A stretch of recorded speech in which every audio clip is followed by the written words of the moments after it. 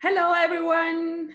This is our second episode of the book club, but this time we're doing it in English, so you can say that it's our premiere. Yeah. Hello, everyone. My name is Jana, and I'm here with my dear bookworm friend from Berlin. Hi, Petja. Hi from Berlin, and welcome to our spring edition, if you say so. Yes. And actually, we have this book club that connects different countries, maybe sometime in the future continents, who knows, maybe planets, I don't know. And it's only logical that this time we chose a book that is called Fly It, because we can't wait to fly to one another and to finally meet. And yeah, I think it's all of us. So yes, Olga Tokarczuk. If I may, cheers to that, but it's an alcohol-free version now. But cheers to flying to somewhere and to meeting up in person. I don't drink today, but cheers also, yeah.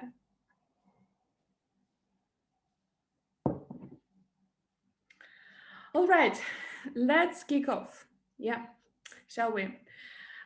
So this time, as we said, last time we did a book club episode and we traveled to Chile. Now we're taking a big leap and we fly to Poland.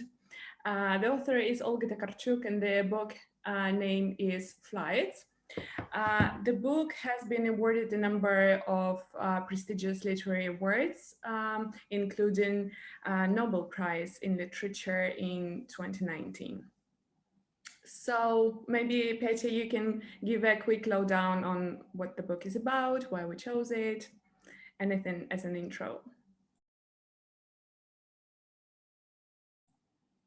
Olga Tokarczuk is a very interesting author. I previously got acquainted with Prime Vivo and Other Times, another novel by Olga Tokarczuk, and that was our idea to continue with first-hand high-ranking European authors in our series. The book, to be frank, it's more hidden behind flights than what I've expected. It was panopticon of very different destinies, of very different marveling at the wonders inside and out. And I guess we are getting there during our book club session. It was overwhelming. That was not only what I thought about this book, that was one of the mostly common words used to describe the book also by international reviewers. And I found it fragmented, overwhelming, and very ambitious as a project. So what would be your three words maybe to describe the book as a kickoff? I would say mysterious, unraveling, and at times disturbing, actually. But I don't put only negative tone to the disturbing word. But yeah, I think we can get closer to it. I love it actually when Olga Tokarczuk talks about her book herself, and she compares her book to travel, and she says that when you travel by plane, you don't really travel in linear mode. You can actually travel through space and time. And that's probably one of the metaphor for anybody who just starts reading the book and like just puzzled by the structure, by the narrative. And also, I love the metaphor also by Olga made in relation to her book to a constellation. That when we look up to the sky and we see those bright spots, which we call stars, in our head we sort of create the structure they're like sitting in, but it's not there. They're just bright spots, out there, and constellations as they are don't really exist, and they do exist in our heads in a way. So what she was trying to do in this book is to provide a reader with so much context and stories and sort of narrative that a reader can create those narratives on his own or on her own, as she wishes. So I loved that idea, because sometimes I would find some, threads when you actually go through the story and you unravel some kind of maybe interconnection, maybe because they're still like a little bit illusionary. And I was getting excited. Oh my God, this is actually from that story, or this is actually from that reference. But then, like the next sentence, you're again lost and like, okay, maybe I wasn't right. But actually, that's actually also a good thing about this book. I think that you can interpret it in thousand different ways, and every each of them will be right.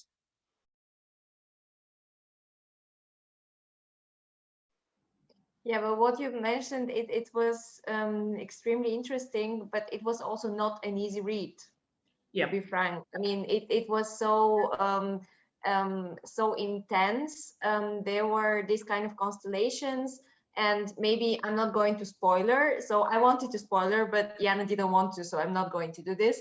But the book, it's a collection of different. It's a novel. It's a very intense piece of art, piece of work, piece of literature.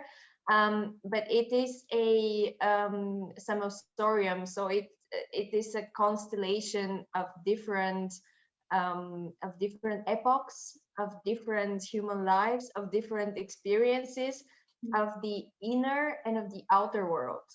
If I may, but there are a couple of questions which are central to each and every part of the book, which are who are you, where are you coming from, where are you heading to, and the whole thing is what for. And if we ask these questions regarding our journeys, that's something which is quite common, which you would imagine that everyone can find an answer to. If you're asking about the voyages, if you're asking about the pilgrimage and the outer world, but if you're asking these questions about this, what Olga is calling your head in the world, is the first thing, but then also the world in your head. She is playing with this kind of with different dimensions, and what you described as partly disturbing, maybe it's what I would mention right now. It's about your inner organs. It's about your inner world. How would you feel? And I felt it was a very interesting feeling, a very interesting sensation to ask these questions about your inner world, your inner organs. So it's something that we're not really talking about. And I mean, marveling at these inner wonders, it's something that could be a good task, and something I've learned from this book. How did you feel about it? Completely agree. Yeah, I love it about like those three questions and what for, sort of like the purpose of it all. And as she refers to it, like three basic questions of every traveler who meets another traveler, and they exchange this information. And I think a traveler in this sense, not only in trips or voyages, but in our lives, as you just said it, completely agree. So yeah, it was indeed not an easy read, but I was thoroughly enjoying it. And also its complexity and difficulties at times. And yes, it's sort of like the combination of essayistic stories, and then fiction stories, and then fictionalized histories as well, because Olga Tokarczuk uses some historical names, places, probably events, but they're not necessarily on the non-fiction side, but that needs a separate research, and you need to dig deeper, which is also a good sign that you leave those threads out of book. When you finish the book, you still have a ton of research to do. You're still curious about like more things even to unveil. That's a good thing.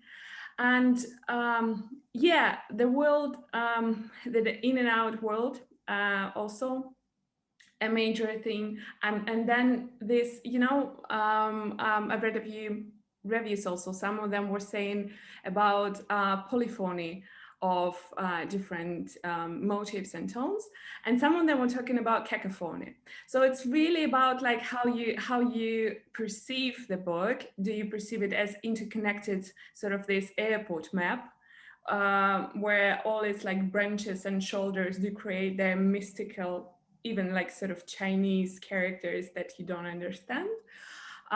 Or you just read those as separate paragraphs, as separate stories, and then it probably becomes a cacophony, because you don't understand what an anatomy story has in common with some fiction story about a lady from Moscow who decides to leave her life and go in motion in the Moscow metro, you know. But at the end of the day, I was trying to follow some of the like red threads there. For example, panopticon is evidently like one of the most obvious one. And I think the whole book is also a panopticon of its own. And then what I of course discovered is like, how many times did she mention whales? And also I think whales was a big symbol for the book, because she mentions in the beginning that her like lead character, main character's favorite book is Moby Dick. So, and actually the main theme of Moby Dick is about sort of self-destruction from obsession. And you can also see a lot of threads in the book about obsession, and even like the obsession of the main character with anatomy, which I found a little bit disturbing. Not the fact that, you know, somebody is interested in how a human body is constructed, or let's look inside and see how our organs look like. That's all right, but the obsession itself, you know, that was a little bit like somewhere balancing on the edge. Yeah, so I don't know, like, and I can go on, because like for me it was, I was constantly unraveling through this, and I was constantly unveiling those like little connections, those like inspiring spots that mirror each other in different stories.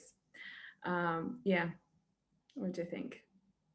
Absolutely marvelous. And the thing about the whales, I didn't find it. I mean, the thing is, the book, you find what you're looking for, right? I mean, all the constellations we were talking about, starting from Frederick Risch and from the Flanders in the 17th century, from this university landscape, which also shaped the European history. Furthermore, the thing is that everything is man-made, and that is one of the greatest things also the book is showing us, and the book is saying, going from Buddha to Baruch Spinoza. It was absolutely amazing how Olga Tokarczuk put all these stories together. Yeah, on the question of obsession, yeah, it was going, but you see, I mean, if you're obsessed with journeys, if that's kind of fine, and if you're obsessed with your inner world and how to preserve the human organs, and how to I mean, how to enable this eternal life, if you wish, that's kind of not fine. Or we don't, I mean, there is this kind of disbalance, which we in which we put the outer world on a higher scale, and the inner world. I guess that book helped me kind of think about the balance between inner and outer, and how to address further. Also, I mean, I don't want to go too far to say, yeah, it changed my life and I'm not going to go back to this kind of disbalance anymore. No, but it was a further step in this direction. On that note, actually, one of my favorite passages there was about, like, maybe I don't, sorry, maybe I don't quote it word to word, but it was something about this. Whoever pauses will be petrified. Whoever stops will be pinned as an insect. So nomads were following. That's why nomads were following the Jews and the Gypsies. That's why they were forcing to settle down, addressing and sort of ordering or imposing addresses as sentences. So, and for Olga, I understand this is a big theme about like constant travel, and that's why there is like travel psychology and this notion that life is being in motion, right? Like whoever stops is dead, is petrified, is pinned as an insect.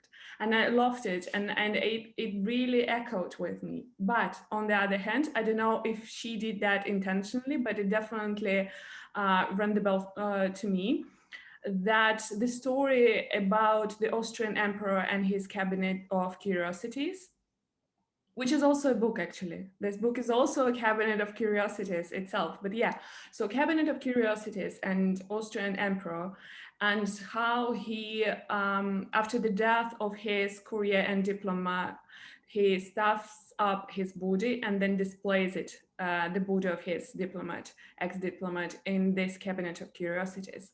And then the daughter of this dead courier writes a letter to the Austrian emperor, sort of first asking, begging, then ordering him to give an honor to her dead father and let him be buried like as a normal citizen, and so on and so forth. That brought me to a thought about ethics of those cabinets of curiosities and the dead bodies that are displayed there, and the fetuses that and specimen that are displayed there.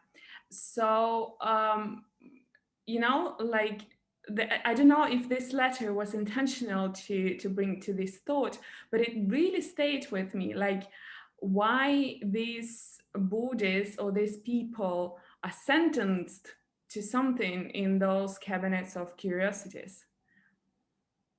And I mean, they are in this sense sentenced to eternal life, which is and the Christian burial, it's the salvation. I mean, the end of this eternal life in the cabinet is the salvation, which is also very interesting. Yeah, A very interesting paradox.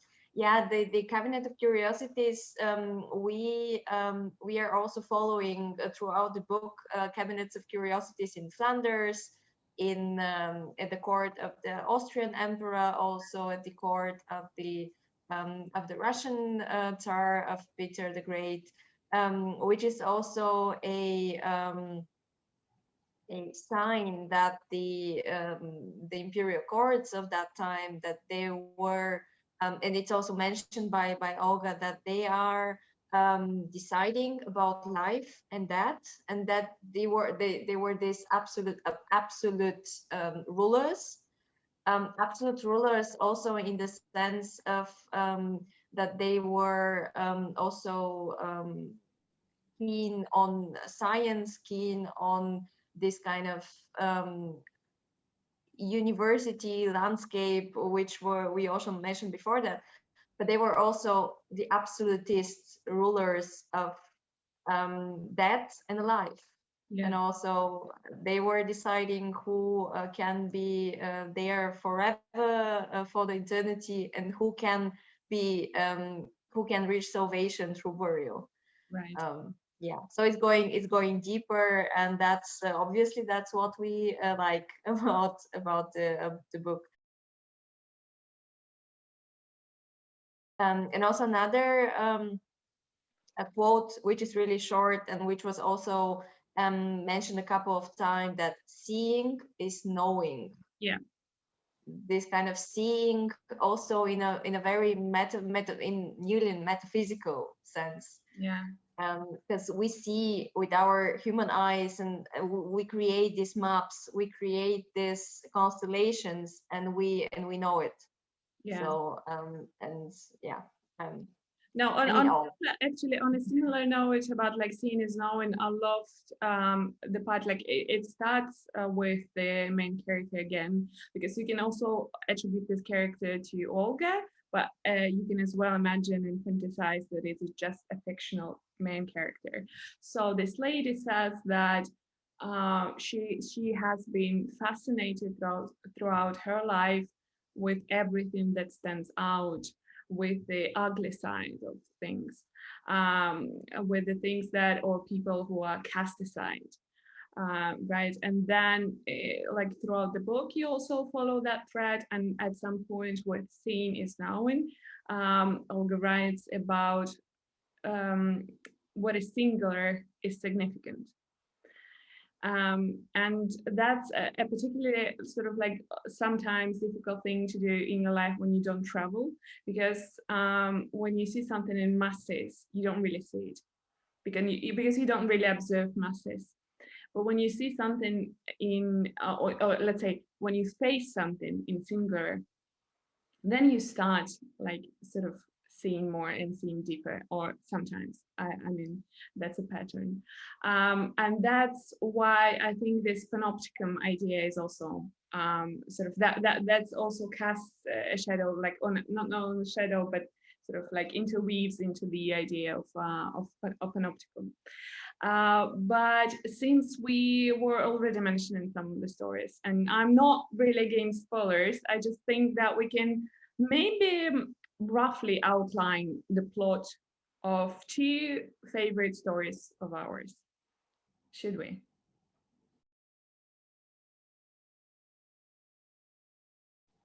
Okay, let me start, and I'm going to put it like really short in order not to spoil, in order only to awaken your appetite for this book. But I very much like the whole plot around the, as I already mentioned, around the Flanders and the most acknowledged and important anatomist of that time, including Frederick Risch, and his very important contribution to the whole science of anatomy, and also preserving of specimen, okay, also curious body parts or bodies, but also for the development of science as a whole, of the very interesting destiny of Philip, let me check once again, Verhoeven, that's right, who lost his leg due to a very to an accident in his youth, which was very, it was a banality, but it opened him a new world, the world of anatomy, because Philip Verhoeven was a very talented drawer, and instead of drawing landscapes, he decided to go to the medical school and to draw our inner, or his, or the inner world of his peers, which was a very fascinating story, because on the one hand, yeah, you need traveling in order to get to know yourself better, but on the other hand, you really don't need it. I mean, you can be a very talented drawer and just turn your face or turn your eyes inwards.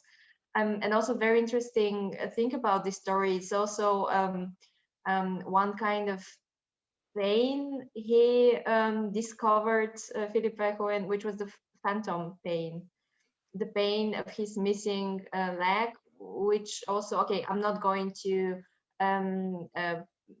draw the curtain on the end of the story, but it is also one kind of a very important moment in the book, this kind of the pain of something that you forgot that happened. And then, and on this note, it was like a real connection to the book we previously talked about, by Robert Galbraith, Cuckoo's Calling, because there you have one quote saying that you're more, again, I'm not quoting like precisely, but you're going to be more miserable about something that has happened and it's not there anymore than if you have never known it. Yeah.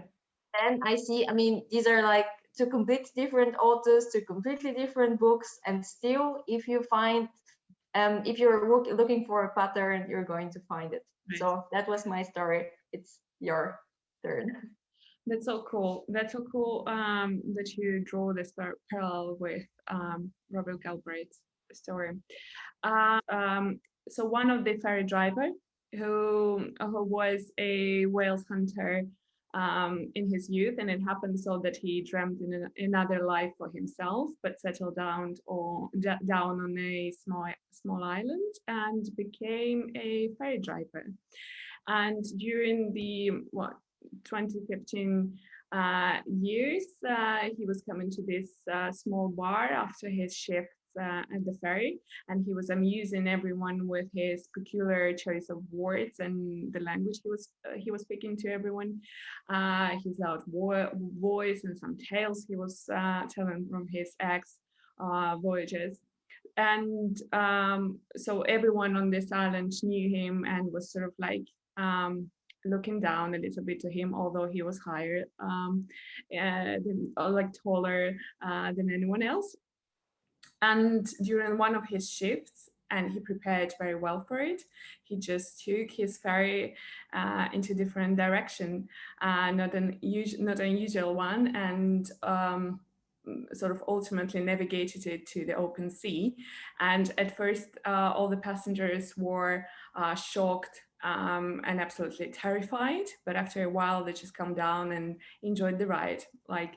And you can, of course, if you read the book, you can find out how the story ends. But I absolutely not because it mentions whales, but I adored. I don't know, this metaphor for getting imprisoned in your own life and not being able to test any other paths that you had known. And I don't know, I felt so much nostalgia, and so I grieved with him almost. It indulged me into probably a nostalgia that I don't really I've never had that experience in my life, but I was grieving together with him. That was the first story. And of course, the second story, again, about the sort of travel psychology, travel to the inner and outer world, about Moscow, about this lady who lives with her ex, her husband, who had been to jail, and he's now back to his normal life, civil right life, and then a very sick son who needs a special care. And she's as well sort of imprisoned in this life of her own, with all the duties and patterns of behavior that she experiences. And one day she decides to leave it all, and she spends a few days in the Moscow metro together with some homeless people, and sort of you can also find out what happens to her if you read the book. But that sort of, I didn't also take it literary, but I enjoyed this again, this helplessness, and then the courage of hers to fight back, to get all those layers of responsibilities and burdens off her shoulders, and just being in motion. And again, being in motion, according to Olga, is being alive. So at least for those few days, this lady experienced life. So yeah, probably those two stories stand out to me. Yeah, that was beautiful. Being in motion, being alive, and being free. Yeah. Free responsibility and free of also free of the whole society, of the whole societal pressure. Yeah, that was really interesting. And also the point that you mentioned, Moscow, we have also scenes from Paris, we have scenes from Warsaw, also from Poland, but also from Warsaw. On the one hand, and on the other hand, we have an island. We have at the coast of some. I mean, they are also topois which haven't been named, and they stay somehow blurred over there. And that's also very interesting. Yeah, very interesting. This balance. We have these places which are also very concrete. They're named. You can, I mean, if you've been to the, I could imagine very well, or I could see the stations of the Moscow metro because I've seen them and I know them. Yeah. It was very interesting. And if you're talking about the coast, but then you are somehow trapped in your memory. Yeah. And if you can just imagine a coast, then you're not trapped. You can imagine every kind of coast, sea coast you've been to, right? I mean, that was also an interesting play, which you can make out of the book. But I have like a small explanation, maybe insight on that, because I didn't like I wasn't thinking about that when I was reading the book, but after I also watched an interview with Olga, and she was explaining that she wanted probably to convey feeling from a famous children's tale, 7 feet boots. So if I name it correctly, I'm not sure. The ones that you can put on and then travel quicker, like 7 miles or whatever. But the problem with those boots that while you can indeed travel long distances, you can't stop at a certain place that you wish for. So you only stop wherever the boots allow you to stop. So I think that's what probably why the book gives this feeling that you can stop in some places and actually like see them in detail, but in other places they don't let you to, and the book takes you swiftly. And that's why some of the passages are like for half of a page or for a page, or for a few sentences, and some of them are lengthy and more like probably delve deeper into the details. So probably.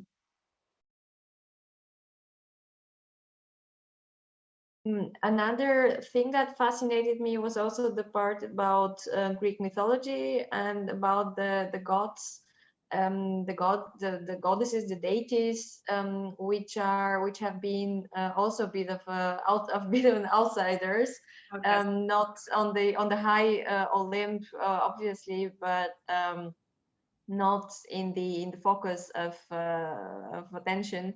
And there was this god, the characters, the August characters are talking about, and also he or she or it, whatever they, appear in different stories. This is Kairos, the Greek god, operating at the intersection of linear time and circular time. Linear time is the human time, like how we see the world, and the circular time is the divine time. Which was also, I mean, if you see that way, our lives we all are the Kairos, because we're all operating in linear motion, but also in circular motion if we wish to do it. And if we wish to travel through books, for example, to travel to different eras and to different times, which was also, it was very inspiring to look for Kairos inside of us. True. Yeah, wonderfully said. And I also noticed that it Kairos, so this like sort of divine also circular time resembles travel psychology in a way, because how travel psychology and how time works there is that you don't travel from point A to point B and then to point C, but you actually then look around. You can recall some of the places you've been to, or imagine some places you want to go, or just dream about some places. And that's also how the book is constructed. That's why I think the writer comes back to certain stories and picks them up and follows the characters further on and then leaves them. And then we have a few stories more, and then we come back yet again to those previous stories. Or, for example, the recurring themes, the recurring patterns. So I think it's all interwoven, like Paris and travel psychology. That's why it's mentioned so many times. And yet again, panopticon. So probably Kairos is the one who observes us all while we are wandering there, like between space and time. A lot of praises are given to the structure of narrative, and it is refreshing to read something like this. I didn't find it particularly consuming or that it's tiresome or tiring or anything, but I also didn't find it that exceptional as it praised for, because it's in a way postmodernistic essay, and that has been tried before, practiced before. But like on a personal note, if I were to draw parallels more, and that's also a question to you, I would say that it reminded me heavily of Ray Bradbury, Dandelion Wine. Probably not so much non-linear narrative, but about this constellation of stories that you as a reader make out something of them yourself and construct your whole like one symphony out of those motifs. So how about you? First of all, I was thinking also about this cacophony of sounds, or this polyphony, if you wish. I was thinking about of another piece of art. I was thinking about Stravinsky's Rite of Spring. It is, if you, how you see it, if you, or how you embrace it, as a cacophony or as a polyphony. It's been also connected to the there was an anniversary of Stravinsky's recently, and that's why, I mean, it was how it was connected in my head. And if I have to draw a parallel to another book, and again, it's a parallel of only from my perspective, I have to think about Fernando Pessoa's Book of Disquiet, one of the greatest, if not the greatest Portuguese modern authors. He's writing it's also a panopticon, a semaphorium. It's a diary on the one hand, but also not really, because he's also connected to multiple characters who inhibit his inner world. And it's also a traveling back, like traveling in time and space, and traveling in the inner and the outer world. Probably not the right parallel, but that's what I was thinking about during this beautiful journey. Things, but I mean, probably as the last praise from my side, I would mention the translation, because we are both reading the English translation of the book that is originally written in Polish.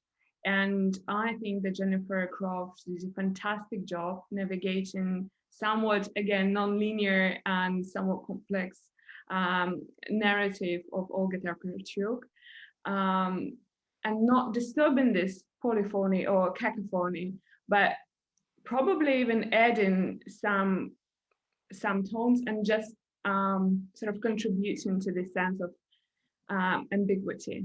So yeah, I loved it. Yeah, absolutely, absolutely. Chapeau to this amazing translation. Like the last and also the most important question, who would you recommend the book to?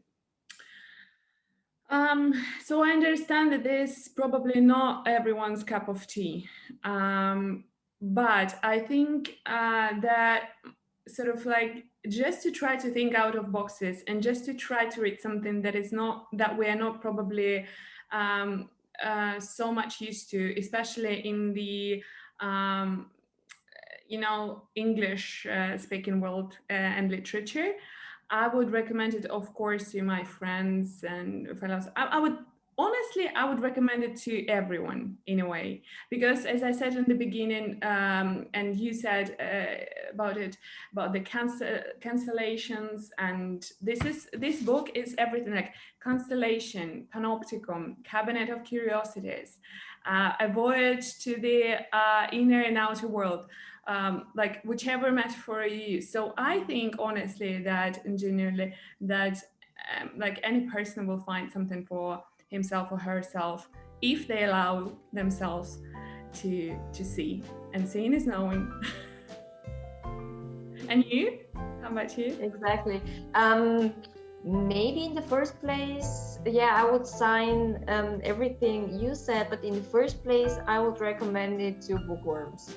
I mean, I don't want to be elitist, and I'm every time I'm elitist in a way, but I would recommend it first to my bookworm friends, and maybe then to everyone else. And also I did recommend it to a friend recently, and what I said or what I wrote, it was, it's strange, but you're going to love it. Yeah. So I guess that says everything. Exactly, yeah. I think it's been a good name for this video. It's strange, but you will love it.